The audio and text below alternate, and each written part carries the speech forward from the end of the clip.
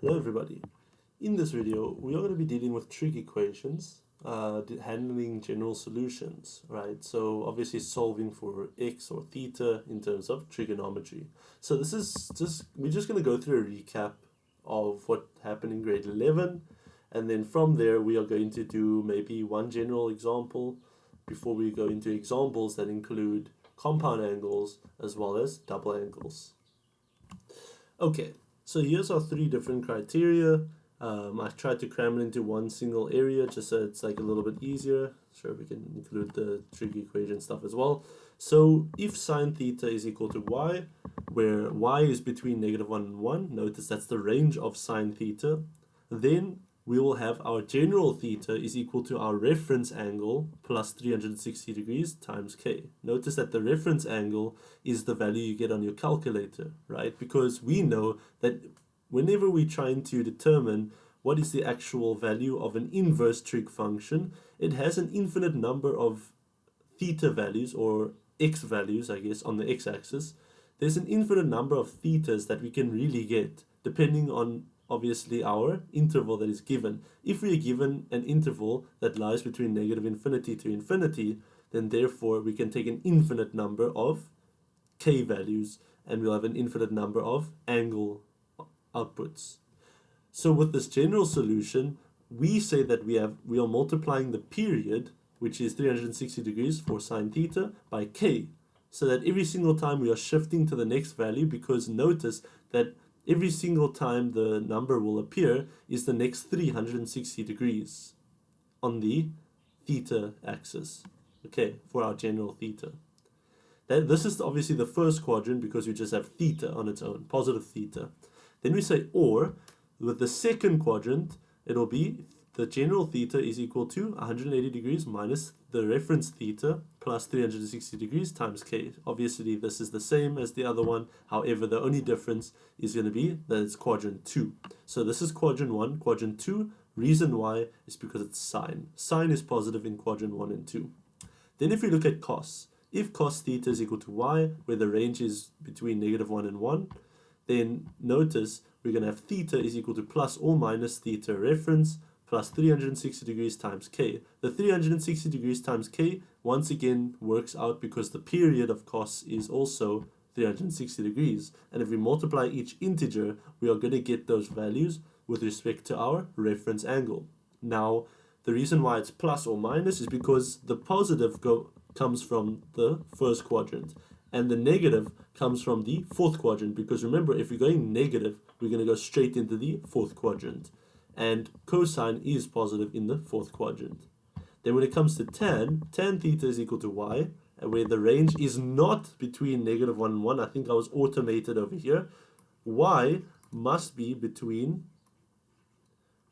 -infinity all the way to positive infinity. Okay, why? Because the graph of tan can range from -infinity, so here -infinity, and can go all the way to positive infinity. Obviously, we still have asymptotes, but I'm talking about the y values and not the x values. Okay, so that is why it is y is element of real numbers. So I almost messed that one up from automation.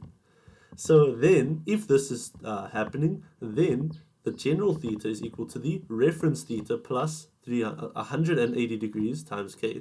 The reason why it's 180 degrees is so that we don't skip the next one, because remember, the next one is literally, it's just about 180 degrees away. So we shift, let's say for example we're taking this value, right, for this specific y value, let's call it 1 for example, and then notice that the 1 can also go to the next one, and this one is actually going to be, let me do it in a different color, this shift would be about 180 degrees away.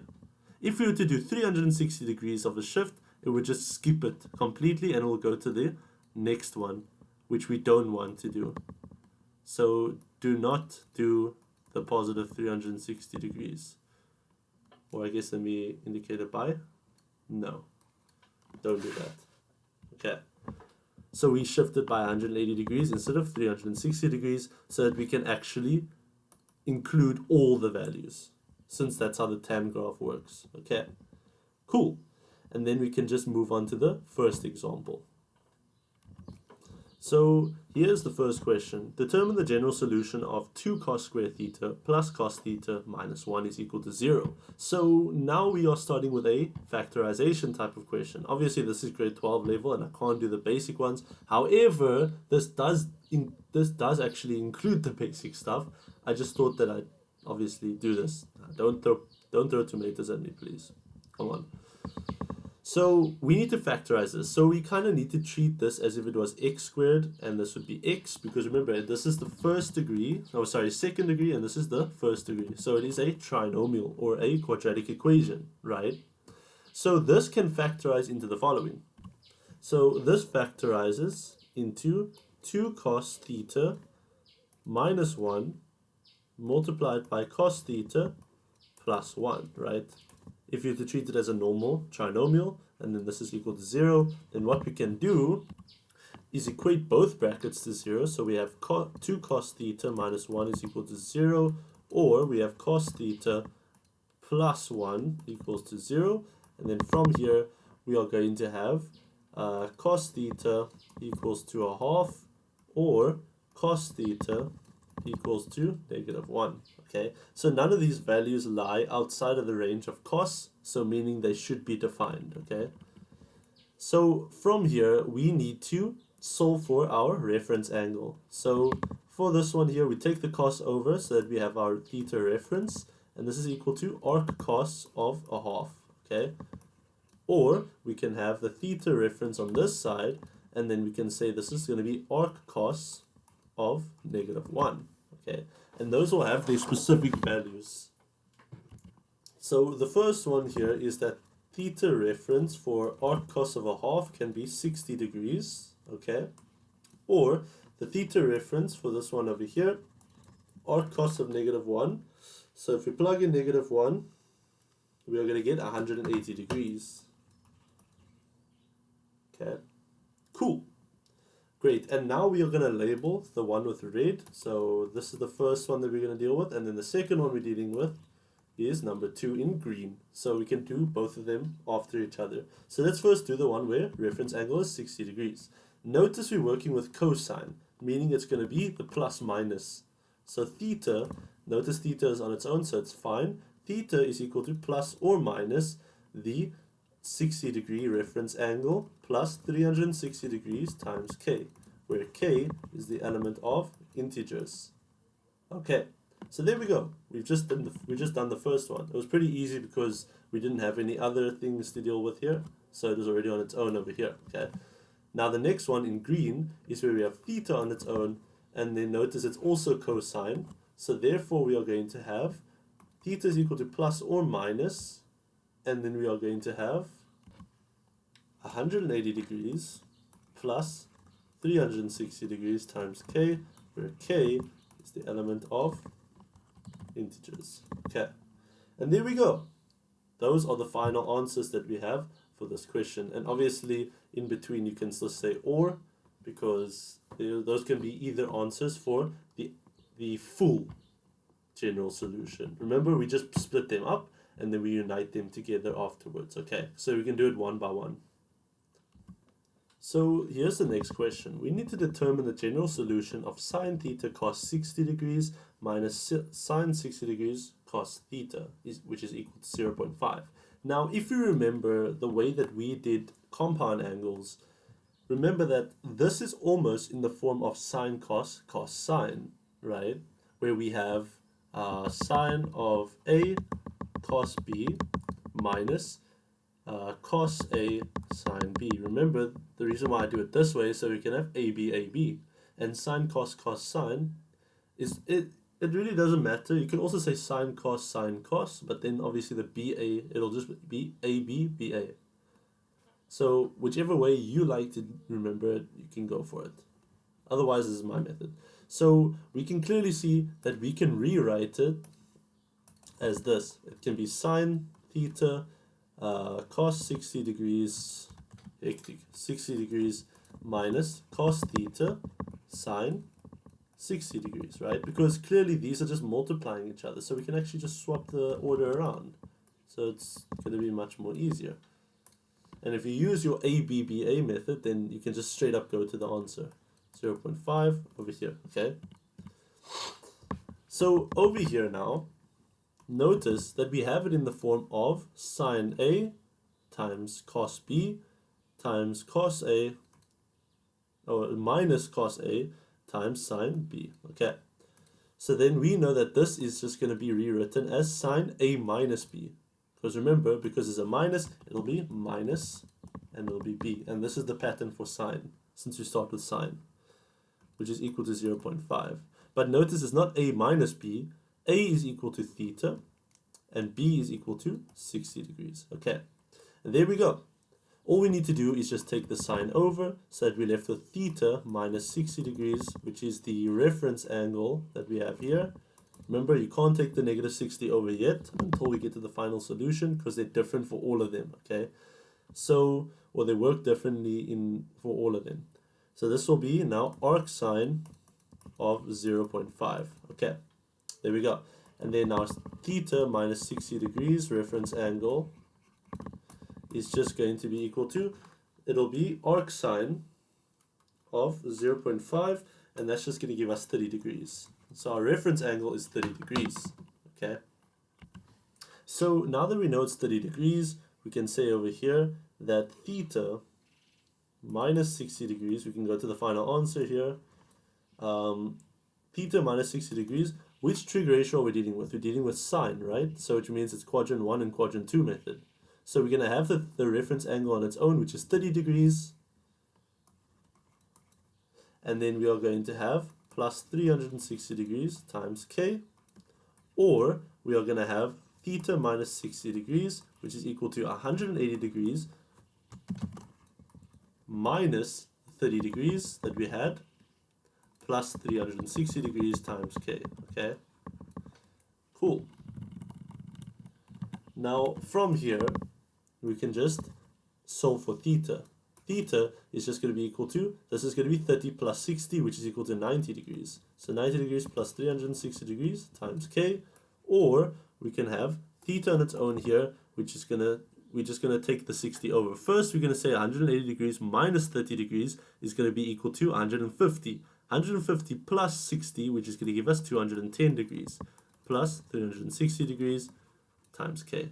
And then we know that k is the element of integers, which we need to tell the teacher or the examiner.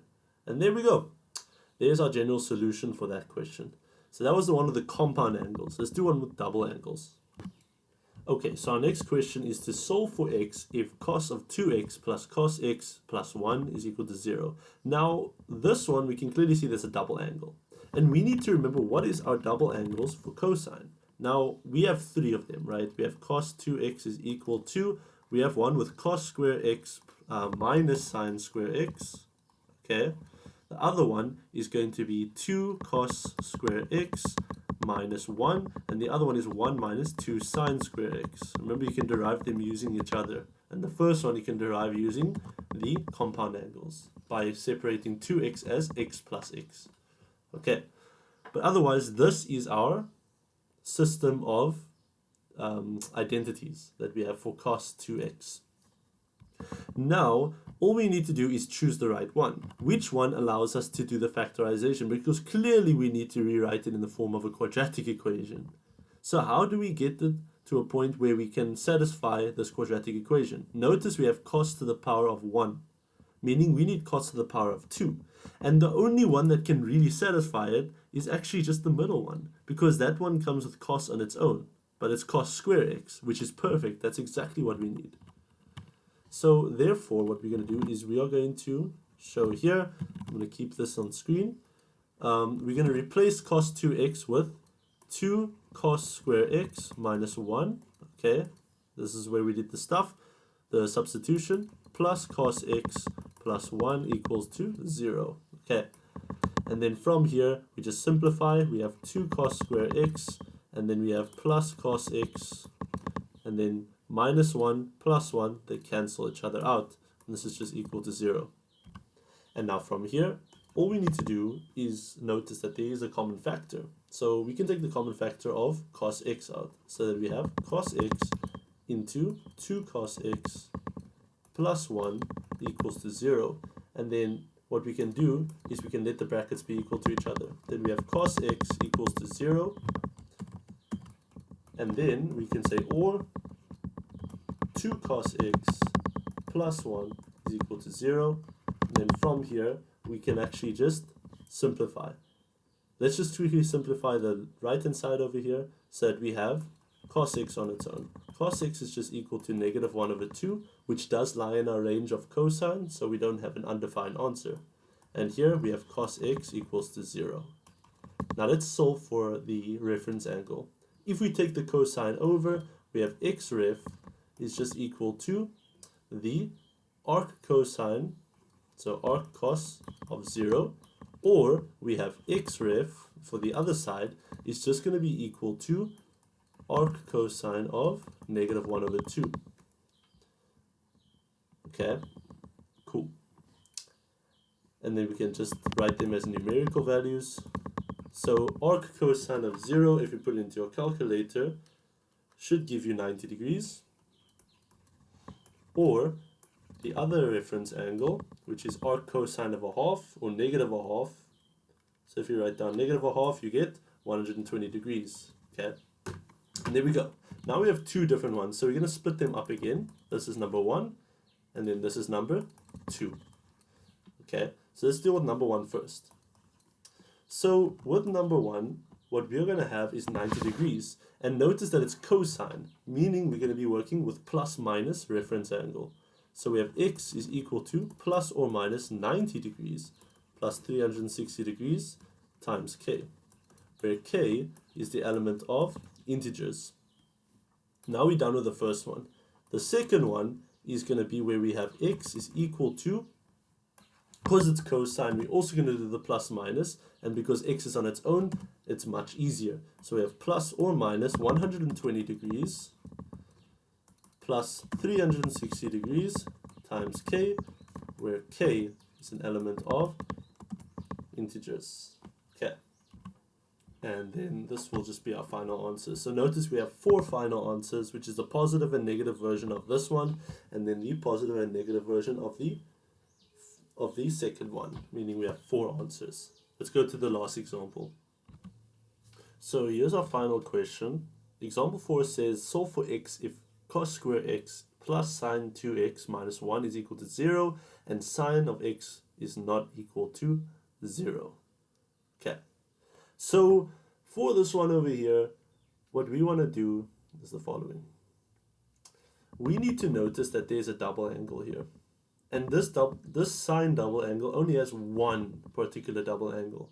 So let's just write that down. Okay, we have cos square x plus, it'll be 2 sine x cos x. This is the double angle for sine. Minus 1 is equal to 0. Now, what is there to do? Because if we take out a common factor of cos x, we still have this minus 1 here. So it's going to be difficult. So we need to get rid of this constant because it's kind of annoying us. Okay, so remember that 1 is also the same as this 1 identity, which is sine square x plus cos square x. Remember, that's also equal to 1. Okay, so we can actually change that. And we can say here cos square x plus 2 sine x cos x minus sine square x plus cos square x is equal to 0. Okay, so from here, what do you notice? We're going to see that if we simplify it, cos square x plus 2 sine x cos x minus sine square x minus cos square x equals to 0. Notice what's going to happen here. The cos square x's will cancel with each other, and then we are just going to be left with 2 sine x cos x minus sine square x. Okay, and that's equal to 0. Now it's much easier because we don't have a constant to ruin everything. So meaning what we can do is take out sine x as the highest common factor, So we have sine x as a common factor, and then we are going to take it out, and then we're going to be left with 2 cos x minus 1, oh sorry, not 1, because we took out 1 sine x from here, we're just going to be left with sine x. And this is equal to 0.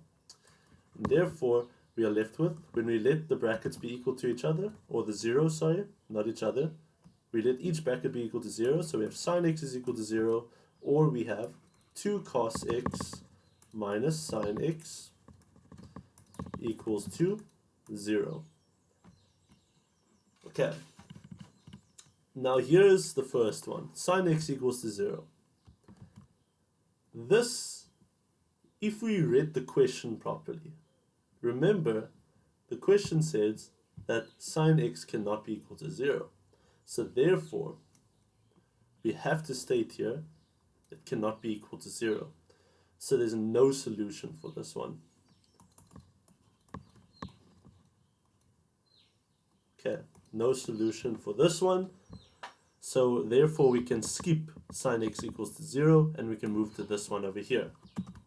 Okay, cool.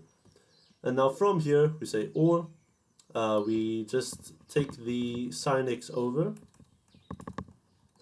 And then if you remember, notice that both the angles are the exact same, meaning we can divide both sides by cos x so that we can make sure that we are left with only one trig ratio, and it will look like this. When we divide both sides by cos x, we're going to be left with tan x is equal to 2. And then if we put this on the calculator, after we just take it in over here, it's going to be not tan x, but we're going to be left with the reference angle for tan x is just going to be equal to arctan of 2. Okay. And then from here, we're just going to continue here.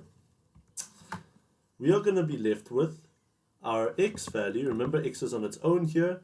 And we know that arctan, well, do we really know? Arctan of 2 is just going to be equal to, so x ref is just going to be 63.43 ... degrees. Okay. So we know that tan is just going to be that angle, which is 63.43 ... degrees. But then we're going to add 180 degrees times k, where we know that k is the element of integers. And there we go. That will be the final answer for this problem.